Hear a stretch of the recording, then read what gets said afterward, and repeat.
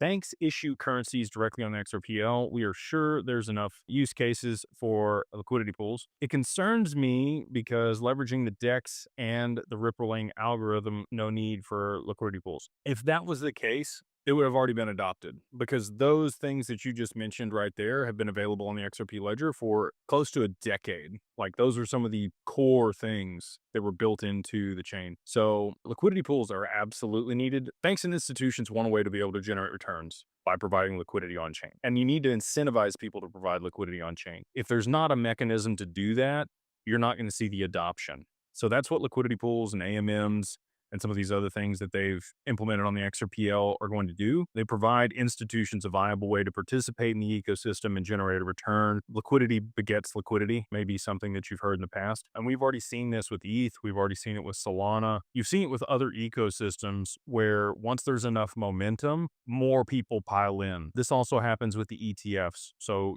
talking with some of the people that we have, Canary Capital and others, you need to get to that $100 million threshold in your ETF before the big boys can even come in because the smallest check they're cutting is $10 million and they can't control or own more than 10% of an ETF. So you have to get to at least $100 million before you can even really have some institutional adoption on things. And it'll be the same way on chain, right? Like, again, there are compliance and red tape and all the other fun stuff that we have here, domestic in the US and globally for when people are able to participate in a broker dealer, in a marketplace, in, financial product or exchange traded product. There's stipulations on that. So until we have enough liquidity on chain that those people can participate, they're going to stay away. As they drive the price of XRP up with the supply shock in the very near future, yeah, there's going to be more than enough liquidity for the institution to show up in droves. But the liquidity pools will absolutely incentivize them to participate more and more and continue to drive the price